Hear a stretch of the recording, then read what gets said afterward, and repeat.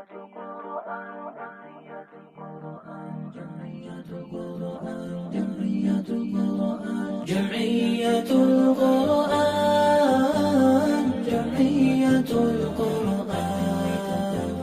جمعية القرآن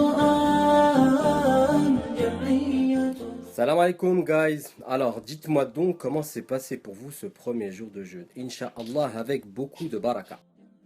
Alors je souhaiterais aborder avec vous aujourd'hui une thématique en fait qui a été abordée dans un livre que j'ai lu récemment et qui a un peu bouleversé ma vie, qui s'appelle Miracle Morning. En fait c'est l'histoire d'un coach en développement personnel qui raconte son histoire en disant comment après un accident qui a failli lui coûter la mort, il a découvert la baraka du matin. Alors cet accident en fait ça a bouleversé un peu son mode de fonctionnement et sa manière de vivre et de concevoir les choses pour pouvoir tout simplement vivre la vie. J'ai découvert quelque chose en fait qui était très simple, c'est que pour réaliser ses projets, pour concrétiser ses rêves, il lui suffisait en fait de se lever à 5h voire 5h30 du matin. Au lieu de 6h ou 6h30 pour pouvoir se rendre à son travail et commencer à travailler à 8h. Donc c'est juste avancer son réveil pour pouvoir faire ce qu'il aime. Et en fait après j'ai commencé à réaliser une chose. En réalité, le Miracle Morning, c'est nous les musulmans qui l'avons. Et ce pour deux raisons en particulier. La première, c'est tout d'abord le hadith du prophète alayhi salatu wassalam qui dit Allah mabarik ummati fi bukuriha. Oh Allah, donne ta bénédiction à ma communauté dans la matinée. Le second, il s'agit en fait de ce hadith où le prophète alayhi salatu wassalam nous informe qu'Allah subhanahu wa ta'ala descend au ciel le plus bas, au dernier tiers de la nuit, cherchant entre guillemets après ses serviteurs et en demandant qui est là pour me demander pour que je l'exauce. Moi je me pose la question suivante, est-ce qu'on se rend réellement compte en fait de la situation dans laquelle on est et de l'opportunité qui se trouve à nous chaque nuit? Allah subhanahu wa ta'ala vient à nous en quelque sorte et nous on va pas à lui.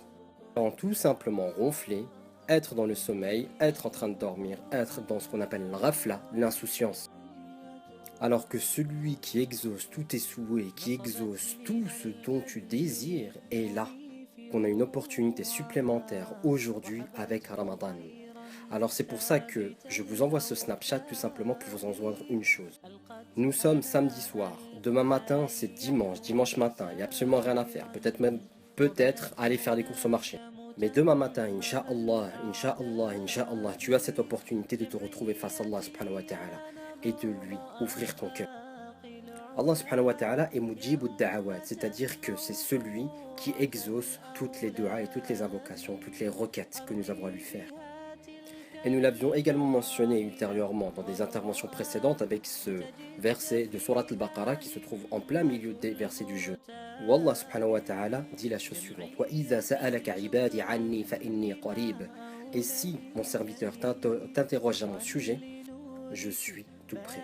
Alors demain matin, il sera près de toi. Qu'est-ce que tu vas faire? Est-ce que tu vas dormir ou est-ce que tu vas profiter de cette opportunité? Ainsi, voilà le programme que je te conseille de mettre en place pour pouvoir tirer profit demain matin de cette opportunité qui se présente à toi. Si, comme moi, pendant Ramadan, tu as décidé d'être noctambule, c'est-à-dire que tu ne vas pas dormir de la nuit, que tu vas te recoucher après le Fajr, tant mieux. Si par contre tu décides tout de même de dormir un petit peu et de te réveiller pour prendre le repas du matin que l'on appelle le repas du suhour, mets donc ton réveil 20 minutes par rapport à l'heure à laquelle tu aurais voulu te lever habituellement pour prendre le suhour. 20 minutes, pourquoi? Afin que tu prennes 5 minutes pour pouvoir accomplir tes ablutions et prier au moins 2 unités de prière. Afin que tu prennes 15 minutes où tu vas entretenir ton intimité, ta proximité avec Allah subhanahu wa ta'ala en lui ouvrant tout simplement ton cœur sur 3 choses. La première des choses, ce sera d'abord un repentir sincère. On a tous des péchés qu'on a accumulés, tous des erreurs qu'on a commises dans notre passé. Il va falloir que l'on s'en souvienne. En se souvenant justement des erreurs que l'on a pu commettre, il va falloir que nous allions chercher profondément l'inspiration pour se dire mais regarde à qui tu as désobéi. La deuxième étape consistera à lui ouvrir ton cœur par rapport à tout ce que tu as pu vivre de mauvais, ce que tu vis de mauvais et le désarroi dans lequel tu peux te trouver actuellement. Et en l'implorant de t'apporter la quiétude, la sakina, par son rappel, par les invocations, par la lecture du Coran ou par les ibadah en général. Et la troisième des étapes, c'est tout simplement lui ouvrir ton cœur par rapport à tous les projets que tu souhaites réaliser. Et que ce soit des projets en termes de dunya ou que ce soit des projets en termes de akhira. Si tu cherches à te marier, demande-lui. Si tu cherches à avoir des enfants, demande-lui. Si tu veux qu'Allah Azza wa Jal donne sa miséricorde à tes parents qui sont peut-être décédés, demande-lui également. Si également tu es converti et que tu as des personnes autour de toi, peut-être tes parents, tes frères, tes sœurs, que tu souhaites qu'ils deviennent musulmans, demande également à Allah subhanahu wa ta'ala. Si tu es atteint d'une maladie grave, profites-en également pour demander à Allah subhanahu wa ta'ala qui t'accorde la guérison à ce moment-là, Inch'Allah.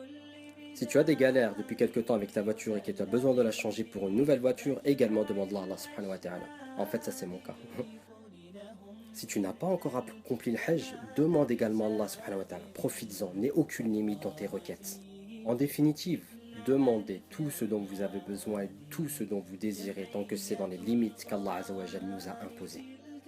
Donc voilà, c'était le conseil pour aujourd'hui, pour le deuxième snap Ramadan de mon Coran et moi. Barakallahu fikum, si vous avez besoin de quelque chose, dites-le moi. Si vous souhaitez partager quelque chose également, dites-le moi. Et si vous avez la possibilité de partager cette vidéo qui sera également diffusée sur Facebook ou YouTube, faites-le également. Barakallahu fikum.